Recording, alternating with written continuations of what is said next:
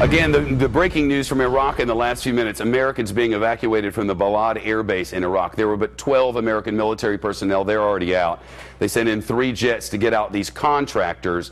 We don't really have any information on all that was left behind. As Jennifer and I were reporting, they did training missions there, and a full training camp, actually, for the Iraq military. Remember, that's one of the things that we had vowed to do. The training part of what's left of the now ended Iraq war is said to be about $17 billion. So we sent $17 billion to arm and train these Iraqi personnel so that the government would be able to fight off any insurgency that might come along. But what that was counting on was that the government of the Prime Minister, Nouri al-Maliki, the Shia, Nouri al-Maliki, would be fair with the minority, the Sunnis. That was what this was predicated on, because you have to have an inclusive government where everybody has a voice in something that's trying to be a democracy. Otherwise, the minority will rise up.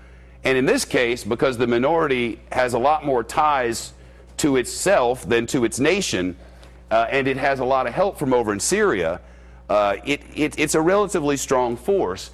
These Sunni who have made up this ISIS come not just from Iraq, where Sunni is a minority, but from over here in Syria, where they've obviously been fighting a civil war for like 3 years.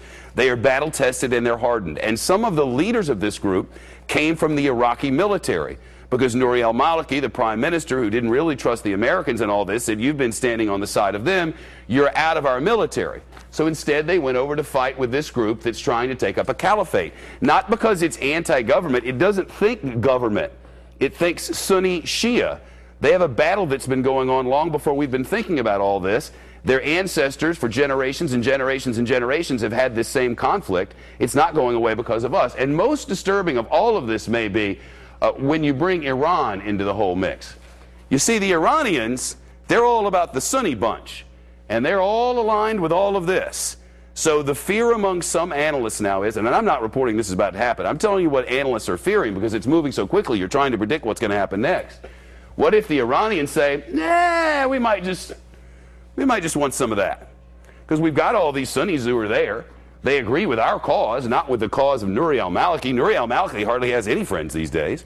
Jennifer Griffin's back with us from the Pentagon, I believe. And Jennifer, I wonder what the level of concern is that the Sunnis from Iran are going to see this as an opportunity. After all, this has happened in a matter of days, not a months-long buildup that we knew about.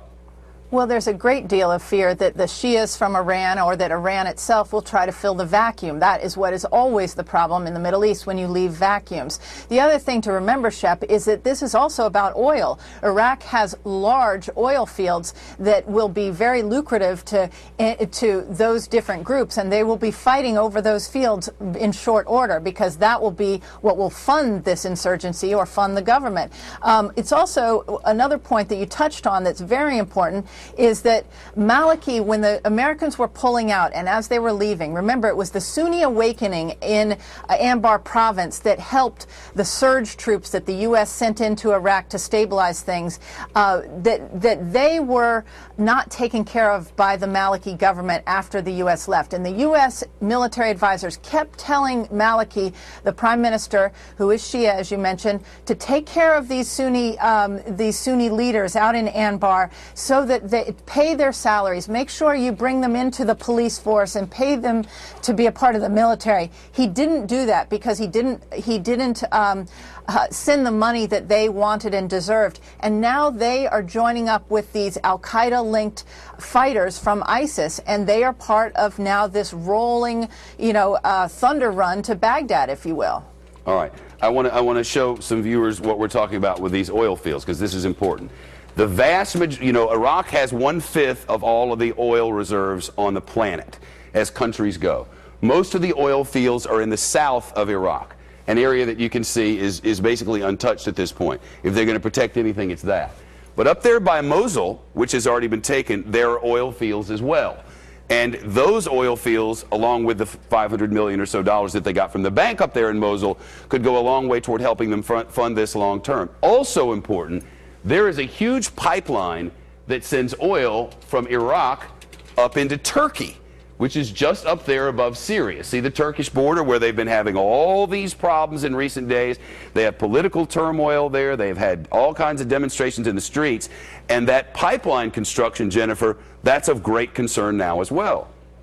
Absolutely, and our colleague Greta Van Susteren was up there in the north, and she told me earlier today that in fact we need to be keeping an eye on Kirkuk because the Kurds are now going to want to control the oil fields there, and that's going to be of concern to the Turks. So this has the potential to destabilize numerous countries. This is not just an internal Iraqi affair right now. No, Shepard.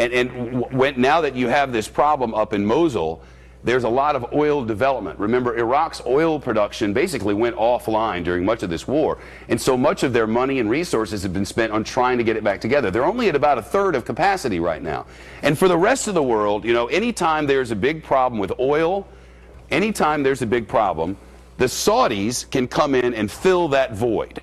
The Saudis can add more oil to the market to sort of stabilize prices. Iraq, though, is too big a producer for the Saudis to be able to come in and make up that difference. And that's why we see these extreme movements in the oil markets, the world oil markets today, right?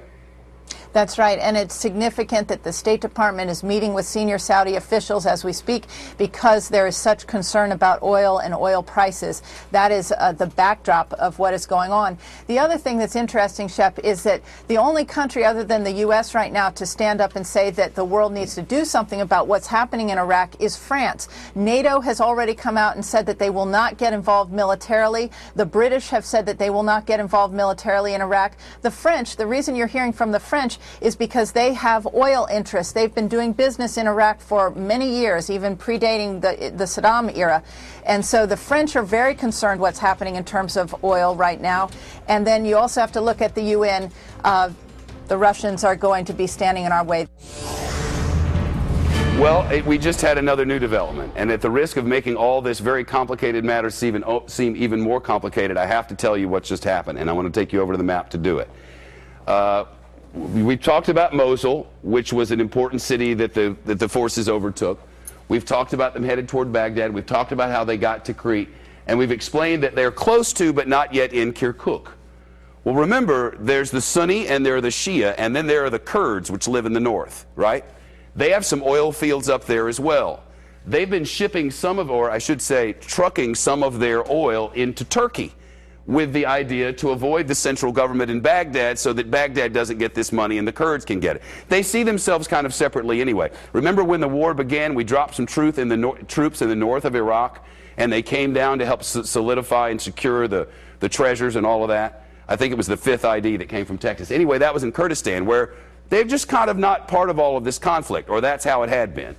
The Kurds have since had this oil conflict, and what they've done is some of their oil has gone through Turkey, ended up in a Turkish base, and started making its Turkish port, and ended up headed toward the American Gulf Coast. Then it turned around, and now the government in Baghdad is going to file with the United Nations a complaint. So that sort of ratcheted up the troubles between the Kurds in the north and the Baghdad central government. Here's what just happened. The Peshmerga are the Kurdish forces that operate within the Iraqi army, but they're Kurds, the Peshmerga. They've just taken over Kirkuk. This happened in the last few minutes. We got a dispatch from a leader of the Kurdish forces, again, it's the Kurds in the north of Iraq, that they've taken over Kirkuk. And the quote from the leader of that group is, the central government forces, the Iraqi forces, the Iraqi government forces led by Nouri al-Maliki have abandoned their posts, and the Kurds, the Peshmerga, have taken over in Kirkuk. You think this isn't moving fast? This is moving fast. And just in, wire copy and prompter, Vice President Biden tells Iraq's Nouri al-Maliki that he should be prepared to intensify, accelerate security support and cooperation with Iraq. That from the White House. Let me back that up, prompter, read it again because this is brand new to me. This is what just happened. Vice President Biden has just told Iraq's Nouri al-Maliki that the United States is now prepared to intensify and accelerate security, support, and cooperation with Iraq. Now, when we say with Iraq, that does not mean the Kurds in the north. It does not mean the Sunni who are running the insurgency. It means the central government of Nouri al-Maliki. the central government of Nouri al-Maliki, which is not supported by his troops. The troops are melting away in the face of all that's happened here. As the insurgents, the Sunni insurgents come, they're melting away, leaving their weapons, the money's being taken. Now the United States is saying, we have just told Nouri al-Maliki in the last few moments, we're going to help you now. We're going to help you in specific ways.